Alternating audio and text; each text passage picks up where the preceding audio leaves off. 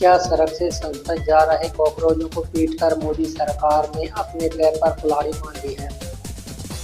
देखिए, एक सच ये भी है कि जहां पर बच्चे पिटे वहां पर पुलिस वाले भी घायल हुए। लेकिन फिर भी एक सवाल ये मौजूद है कि क्या जो लाठीचार्ज हुआ वहां सरकार की एक बहुत बड़ी और महंगी गलती साबित होगा। देखिए, कॉकरोच की एक खास बात ये है, यह कहा जाता है कि वो धरती का सबसे जिद्दी जीव है। आप उसे जितना मारेंगे, उसे कुचलेंगे, वो खत्म नहीं होगा बल्कि और ताकत से निकल के आएगा।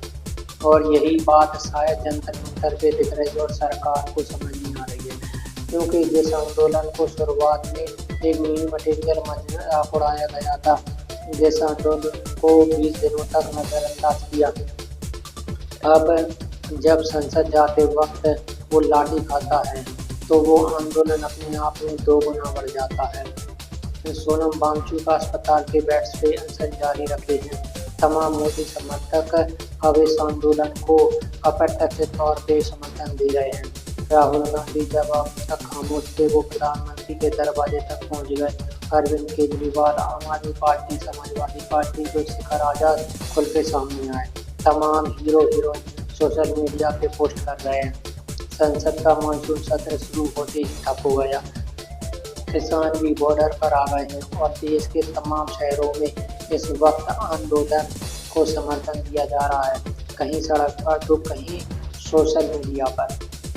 यानी कि वो कॉकरोच जो कत्ता का मजाक लग रहा था, वो आज सरकार के मुहाने पहुंचकर सरकार का सबसे बड़ा सिरदर्द है। जिस सुप्रीम टिप्पणी के बाद कॉकरोच नाम सुनकर शुरुआत हंसी आ रही थी, आज वो सरकार के माथे पे पसीना ला रहा है। और यही से सवाल है कि क्या मजाक उड़ाने से लेकर मजाक मजाक में एक आंदोलन आज सरकार की नींव को हिला रहा है, और जिस हिसाब से बढ़ रहा है वो आगे सरकार को हिला सकता है।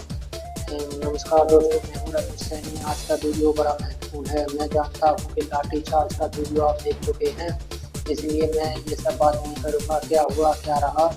आज बात करेंगे उस खेल की जो कहानी के पीछे चल रहा था। समझेंगे कि सरकार की असली गलती लाठी थी या वो टाइमिंग। मतलब कि मोदी सरकार जो कई आंदोलन से निपट चुकी है, इस बार उसका आजमाया हुआ फॉर्मूला फेल हो गया। इतिहास में जाकर हम देखेंगे कि कब कब आंदोलन लाठी खाकर मर जाते हैं और कब जिंदा हो जाते हैं। साथ ही इस वीडियो में ये भी समझाएंगे कि सरकार के सामने किन कौन से रास्ते बचे हैं और हर रास्ते की अपनी कीमत है। इसलिए वीडियो का ये वाला हिस्सा जरूर देखिएगा। और आखिरी में उससे एक एक्टर की जिस आंदोलन को बाकी सभी आंदोलनों से अलग करता है। अब इससे पहले शुरुआत करें, बहुत शुक्रिया आपका। बड़ी शंका में आपने बीच में बहुत प्यार दिया, समर्थन दिया, हौसला अफजाई करी है। आप में से बड़ी संख्या में हमारे चैनल से जुड़ रहे हैं व्हाट्सएप से, इसलिए हम आपका शुक्रगुजार हैं। हम अपना काम ईमानदारी से करते रहेंगे, आईना दिखाते रहेंगे बिना किसी का पक्ष लिए, पूरी ईमानदारी से। और इस छात्रों के आंदोलन में छात्रों को हम पूर्ण समर्थन पहले दिन से देते आए, आगे भी देते रहेंगे। हम आपका भी समर्थन चाहते हैं कि आप भी बड़ी संख्या में हमारे चैनल से जुड़े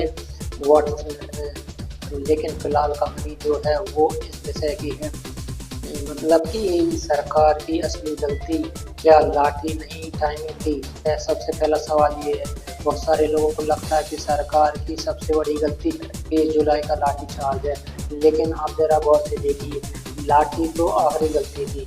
असली खेल जो है वो टाइमिंग का था, और टाइमिंग में सरकार ने एक नहीं 3 गलतियां कर दी।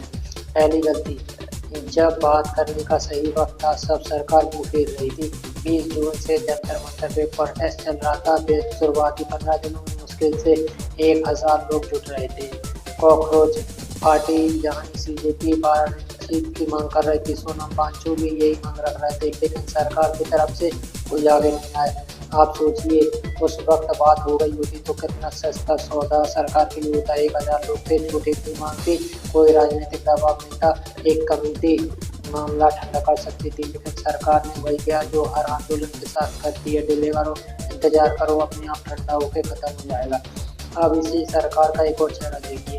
संसद मार्च वाले दिन सुबह 6 बजे बातचीत शुरू हुई, दोपहर होते होते जेपी नड्डा मिल गए। अब हिसाब किताब समझिए, 1,000 बच्चे 15 दिन तक आवाज लगाते रहे, किसी को नहीं सुनाई पड़ा।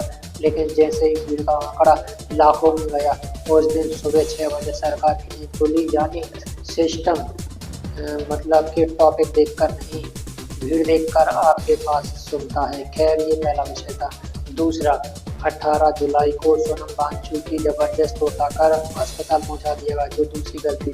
सरकार को लगा कि अनशन की तस्वीर हट जाएगी और आंदोलन की जान निकल जाएगी, लेकिन इसकी बिल्कुल उल्टा हुआ। अनशन के 16वें दिन सोनम की तबीयत चर्चा की विषय थी, सहानुभूति बढ़ गई थी, और जिस दिन ये हुआ, जंतर मंतर पे और भीड़ बढ़ने लगी। 1920 जुलाई में ये भीड़ बढ़ी, यानी सरकार ने आंदोलन को उसका सबसे बड़ा प्रतीक दे दिया। अनशन से कमजोर होता एक आदमी, जो छात्रों की एक मौका है, और सरकार उसे खींच कर ले गई। ये दूसरी गलती थी। तीसरी गलती, लाठी उस दिन चली जिस दिन देश के सबसे ज्यादा कैमरे जंतर पर थे। संसद मार्च के दिन खुद कांग्रेस पार्टी को 20,000-30,000 लोग की उम्मीद थी, लेकिन कहा जाता है कि लाखों तक गया। इतनी भीड़, इतने कैमरे, उसी दिन आंसू गैस के गोले, लाठी खाए हुए बच्चे, ये सारी तस्वीरें लोगों को परेशान करने वाली थी। और इसे समझने के लिए आप खुद 1 मिनट के लिए जज बन जाएंगे, क्योंकि इस कहानी के 2 पक्ष है और हम दोनों आपके सामने रखते हैं ईमानदारी से। पहला पक्ष जो पुलिस का है। पुलिस का कहना है कि भीड़ ने बैरिकेड तोड़े, पथराव हुआ, डीसीपी समेत 100 से अधिक लोग घायल हुए, लाठीचार्ज कर एक याचिका भी हाईकोर्ट पहुंची है। कोर्ट ने तुरंत सुनवाई से मना कर दिया और कहा है कि कोर्ट में सबको घसीट हुआ। अदालत ने किसी पक्ष को दोषी नहीं ठहराया। दूसरा पक्ष सरकार का। पेपर लीक में 13 गिरफ्तारी कर दी हमने, कई सारे कदम उठाए हैं, और ये भी सच है कि पहले से भी पेपर लीक होते आए हैं, आज से नहीं, दशकों पुरानी बीमारी है। लेकिन सवाल ये है कि क्या केस यही बंद हो गया? नहीं, असली सवाल यहीं से शुरू होता है। अगर इतना सब कुछ हो रहा था तो सड़क पर भीड़ क्यों थी?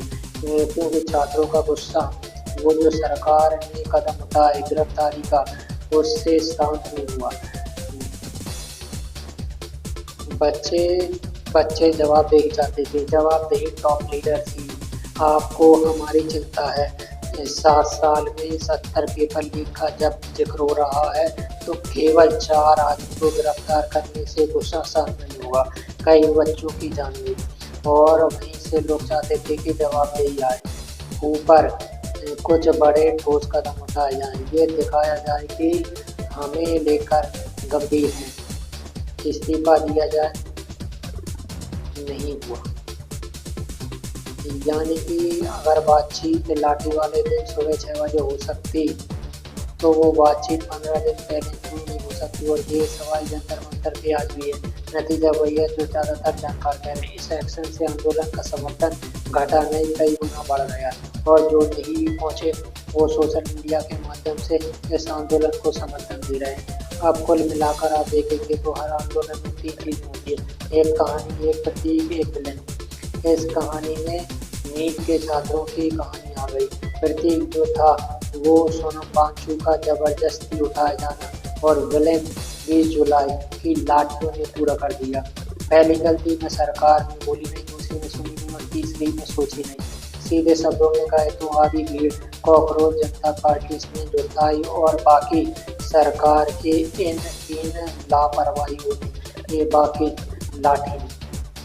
तो अब सवाल ये है कि मोदी सरकार का आजमाया हुआ फॉर्मूला जो अनशन को खत्म कर देता था, वो इस बार फेल हो गया, क्योंकि पिछले 12 साल में जितने बड़े आंदोलन हुए, सरकार के पास उससे निपटने के लिए बना बनाया फॉर्मूला है। जब भी प्रधानमंत्री मोदी का विरोध होता है, वो न्यूट्रल रवैया अपनाते हैं और विरोध के खुद ठंडा पड़ने का इंतजार करते हैं। प्रोटेस्ट करने वालों पर लेबल लगाए जाते हैं कि ये इंडी नेशनल लोग हैं, ये गुमराह वाले लोग हैं, राजनीतिक तौर पर ये इंस्पायर है, अर्बन नक्सल है, और बस सारे अलग अलग टाइटल। ये मतलब ये शुरुआत होती है, और एक जब लेवल लग जाता है तो बहस का मुद्दा आंदोलन पे नहीं, उन लेवल पे होता है। आंदोलन आधा वही मर जाता। इस बार भी वह इतनी शुरुआत है, लेकिन इस बार कहानी थोड़ी पलटी, और वो पलटी इसलिए कि राजनीतिक पार्टियों के नेताओं से ज़्यादा सोनम वांगचुक का चेहरा जो है वो सामने था। मतलब कि सोनम वांगचुक जो सामने आए, छात्र, माँ बाप दिखाई पड़े, एंटी नेशनल वाला टैग काम नहीं कर पाया, और यहीं से कहानी जो है वो अलग होती चली गई। मतलब कि यानी इसका नुकसान सरकार को ये हुआ कि सरकार का जो नैरेटिव वाला हथियार है वो इस बार खाली चला गया, और ये पिछले 12 सालों में पहली बार हुआ। सरकार के पास कोई लेवल नहीं था, सामने वाले को डर नहीं था, और जब नैरेटिव नहीं चला तो इंतजार के बाद सोनम वांगचुक, और उसके बाद लाठी, और लाठी मतलब आंदोलन को हर बार नहीं मारती है। और आज हम आपको बताने वाले हैं आंदोलन कब होती है, कब जिंदा होते हैं लाठी पकड़, क्योंकि जंतर मंतर पे पहली बार लाठी भी चली गई आंदोलन में। हम आपको उदाहरण के तौर पे बताते हैं, 2020 में सीए के खिलाफ शाहीन बाग का प्रोटेस्ट होता है, 2030 में ग्रेजुएशन पर यौन शोषण का आरोप लगाने वाली महिला पहलवानों का प्रदर्शन होता है। दोनों बार पुलिस ने झड़प के बाद हिरासत में लेकर जंतर मंतर खाली कराया और मामला ठंडा पड़ गया। दूसरी तरफ किसान आंदोलन इसी केस में किसानों ने दिल्ली के सारे बॉर्डर, सिंगू बॉर्डर, गाजीपुर, डिगरी पे कब्जा किया। किसान संगठनों ने किताबों के मुताबिक 700 किसानों की मौत हुई। पूरे देश में समर्थन खड़ा हुआ, और आखिर को तीन कानून वापस लेने पड़े। अब सवाल है फर्क क्या है? तो देखिए, प्रधानमंत्री ये मांगे तब मानते हैं जब उन्हें लगता है कि जन समर्थन बहुत बढ़ गया, ना कि बीजेपी का जो कोर वोटर है वो भी अब खिसक रहा है। यानी कि आंदोलन की ताकत दिल से नहीं मापी जाती, वो मापी जाती है कि भीड़ में वोटर किसका है। अगर बीजेपी का वोटर नाराज होता है तो उल्टा गलत होता है, फिर सरकार ज़्यादा जल्दी इन्वॉल्व होती है। और इसी का कसौटी पर सीजीपी को परखें तो समझना की जड़ जो है पंजाब, हरियाणा, पश्चिमी यूपी में थी। नीट की परीक्षा जो है वो हर राज्य, हर जाति, हर धर्म का बच्चा देता है। अब सवाल ये परिवार का, ये वही पढ़ा लिखा मिडिल क्लास है जो सालों से बीजेपी का सबसे मजबूत समर्थक माना जाता है। किसान आंदोलन बीजेपी के वोट बैंक को किनारे पे छोड़ता है, लेकिन नीट परीक्षा में जो वोट बैंक है ये सीधे सीधे बीच में है। किसान आंदोलन केस से उठाता, मतलब ये वाला जो आंदोलन है ये उसी स्टडी लेवल से होता है जो इस देश के लाखों घरों में लगे हैं। और ये गुस्सा ये टोटर तक नहीं है। जंतर मंतर के कई ऐसे माता पिता है जिन्होंने कोचिंग की फीस के लिए अपनी एफडी तोड़वाई थी। कई ऐसे बच्चे हैं जैसे नीट के लिए बहुत मेहनत करेगी और बदले में पेपर लीक मिल गया। और याद रखिएगा, जो मिडिल क्लास होता है इससे गुस्सा हर बार ट्रेन में नहीं जाता, कई बार ये ईवीएम में जाता है, और इसीलिए सरकार की परेशानी अब बढ़ने लगी है। हालांकि एक कहानी मिडिल क्लास को लेकर और कही जाती है, जब मिडिल क्लास का गुस्सा बहुत तेज चलता है और बहुत जल्दी बुझ जाता है। और इसीलिए इस बार इस आंदोलन का सबसे बड़ा इम्तिहान ये होगा कि भीड़ जो है ये जंतर मंतर पर कितने दिन टिकती है, क्योंकि सरकार को इस आंदोलन में भी हथियार मिला है। अब तक ये आंदोलन सिर्फ बच्चों का था, लेकिन अब ये आंदोलन पॉलिटिकल भी शुरू हो गया। विपक्ष पूरी तरह से अभी गुस्सा नहीं है, लेकिन विपक्ष के नेता आसपास आने लगे, इर्द गिर्द खड़े हैं। हालांकि मंच अभी छात्रों का, लेकिन जिस दिन मंच पर राजनीतिक पार्टियों का झंडा ज़्यादा बड़ा हो जाएगा, जिस दिन राजनीतिक पार्टी की चर्चा इन मुद्दों को लेकर ज़्यादा होगी, उस दिन ये आंदोलन अपना सबसे बड़ा कवच भी हो सकता है। और जो शायद यहाँ पर सरकार मौका जो है वो खोजना शुरू कर देगी। और सरकार को मौका इसलिए नहीं मिला, अनशन जब भी होता है और भीड़ के साथ होता है तो वो सरकार को परेशान करता है। और ये इतिहास में भी हमने दिखा, 2011 आपको याद होगा, अनशन एक बुजुर्ग आदमी खाली पेट पूरी की सरकार को हिलाया था, सरकार को झुकना पड़ा था। और उसी आंदोलन की कोख से निकली पार्टी ने आगे चलकर दिल्ली की सत्ता को बदला था। अनशन की ताकत ये हिंसा की तस्वीरें नहीं आती, लेकिन जैसे जैसे दिन बीतता है हर दिन सरकार के खिलाफ गवाही देता है। और सोनम वांगचुक की टाइमिंग देखी, 20 जुलाई की सुबह सोनम ने अनशन तोड़ने की 3 शर्तें रखी। पेपर लीकेज जो नलारी तय हो जाए, सीजेपी की रिप्रेजेंटेशन संसद में सांसदों से मिलने दिया जाए और ये उम्मीद थी कि संसद में मामला उठाया जाएगा, कोई रिजल्ट आ जाएगा और धर्मेंद्र प्रधान का इस्तीफा हो जाएगा। और इसी के बाद थोड़ी आने लगी सोनम वांगचुक का रुख नरम पड़ गया है, यानी वो सुबह भी सरकार के लिए दरवाजा खुला था, इज्जत के साथ मामला खत्म करने का। श्याम को लाठीचार्ज हुआ, वहाँ से सारी कहानी पलट गई और सोनम ने कहा कि मैं अलग नहीं हूँगा, मैं जहाँ पर हूँ वहीं से इस प्रोटेस्ट को सपोर्ट करता रहूँगा। मतलब कि अब सरकार जब फंस चुकी है तो सबसे महत्वपूर्ण सवाल है कि सरकार के पास क्या रास्ता है। तो रास्ते बचते हैं तीन और रास्ते की अपनी अपनी कीमत है और ये सबसे इम्पोर्टेंट पहला रास्ता सरकार इस प्रोटेस्ट के सामने भूल जाए, सीजेपी के तीनों मान ले जिसको में है सोनम वांगचुक को वहाँ से प्रोटेस्ट भेज दें, धर्मेंद्र प्रधान से इस्तीफा ले लें और नीट की वजह से जो आत्महत्या करने वाले छात्र हैं उनके परिवार को एक करोड़ का मुआवजा देंगे। लेकिन सरकार क्या ये करेगी? अगर सरकार ये करती है तो सरकार के अपना 12 साल पुराना नीति तोड़ेगी, क्योंकि मोदी सरकार तो मानती है अगर आप इस्तीफा ले लेते हैं तो ये मैसेज जाएगा कि सरकार झुक गई। और बीजेपी का बहुत सही है कि राजनीतिक दबाव में कभी भी किसी मंत्री का इस्तीफा नहीं होता, आज तक तो नहीं हुआ, क्योंकि 12 साल में एक इस्तीफा हुआ था एनजे का ट्वीटों पर, जिसकी पूरी कहानी हमने आपको एक अलग वीडियो में डाली थी।